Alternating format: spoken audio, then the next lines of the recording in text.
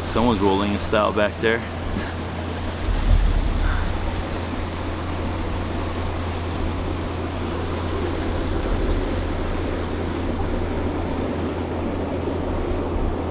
It's like a little house. Pretty cool. Actually, kind of a big house.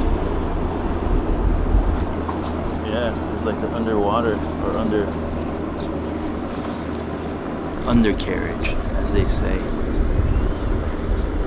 So, yeah, something on my mind is the whole kind of notion of unconsciousness. We are definitely living in a time of deep unconsciousness and kind of apathy towards unconsciousness, or an inability or not having the desire to experience strong emotion, to process strong emotion. It's kind of like, when something short circuits, it just can't handle the amount of energy coming through that system, and it just kind of snaps off. The fuse blows. And I feel like a lot of us are so emotionally underdeveloped. We're like intellectually very developed, but emotionally we're not really well developed, and we don't live in a culture that supplies us the tools, abilities, skills, techniques, culture, languaging to really express this part of us, this aspect of us that really needs, I think, more than any other time. I can't speak for other times in history, but at this time, I think we need to learn how to make the I into a we, to be able to work with other people. Not in a sense of like a collectivist kind of a thing where you have to give up your free will and give up your identity and give up your self-sense to work with a group, but to bring that very much in, to have that electricity, to have that dynamicism of having your own interests and your own kind of libertarian, quote-unquote libertarian sense of what it means to just be a sentient, sovereign being, and with your own wants, needs, desires, but at the same time working with others to help them achieve their goals, and they help you achieve your goals, and together you have common interests and common goals.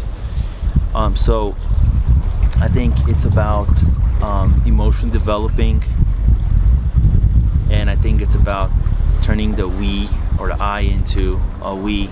And they are not like independent things, they work closely together, because really you have to have a high level of emotional development so that you can work with others in an effective way, so that you are, I like using the words of Kelly Bryson on this one. I just heard of him and I like what he's talking about, is this notion of transparency. It's not just about being honest, it's about being transparent. Being transparent meaning that you are more holistically, energetically available to the other, and you're authentic, and you are very much real. You're not caved in, and you're not imposing. You just have needs, and you make them known to someone else respectfully and clearly. And you really have to be in touch with your emotional, energetic aspects of your being, so you can like at least communicate that properly. So really, it's about having a real deep knowledge of what your kind of traumas and pain points are, and you can feel them. It's all about the anxieties and the jealousies and the fears and the fantasies that pop up when you lose a job or you quit. All of a sudden you think, oh, I'm going to be homeless, or I'm going to be poor, or I'm never getting a job or something. But what's interesting is that when you're at a higher level of function, you're able to kind of open up, be open to new opportunities that are always in front of you. And we have a society, and I'm not perfect by far.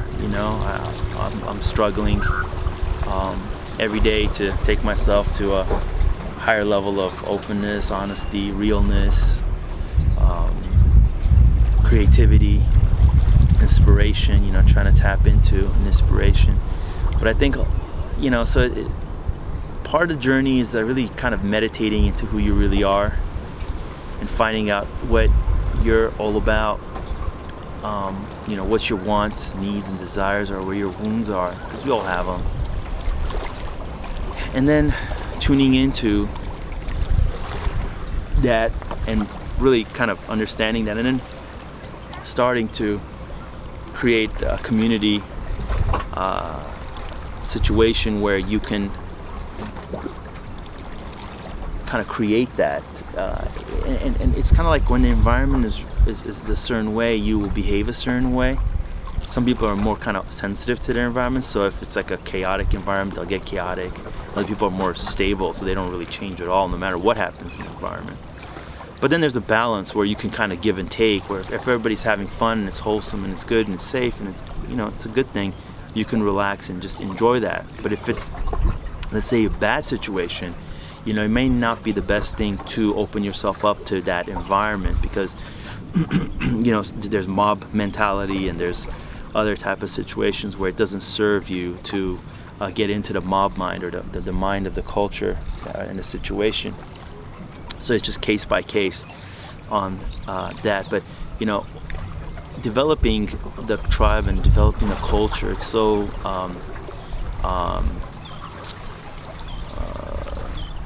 I like what Kelly Bryson was saying, that the next Buddha is going to be the group. It's going to be these groups of people. And really, when you look at how society is structured and how you look at, let's say, fractals and the physical universe, and even memes are a type of like repeating pattern over and over again with different variations. You have a situation where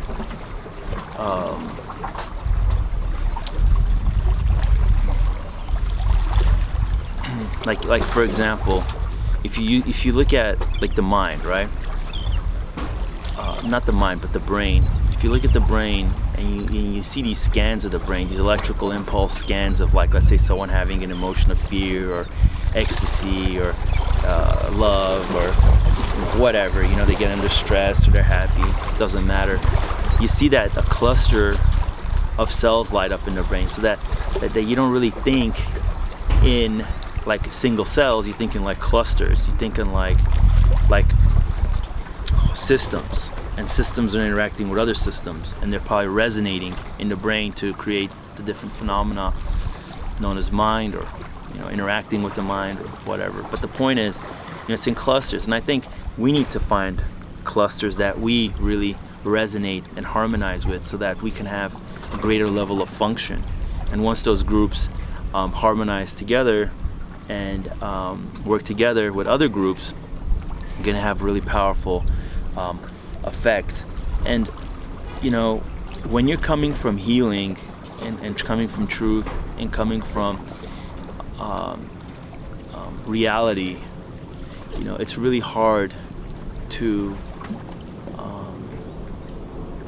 when you feel it, it's kind of like saying, like the argument, like what they say, well, what is porn? And then it's just like people say it's hard to describe, but when I see it, I know it. And it's kind of like that. It's like when you see and you feel something that's a good relationship or a good group that's really synergistic with your values and who you are, it's really helping you heal and can be the true self that you really are, you just know it. And that's something that is just it's who we are at our DNA level, and it's who we are at a spiritual level at our core.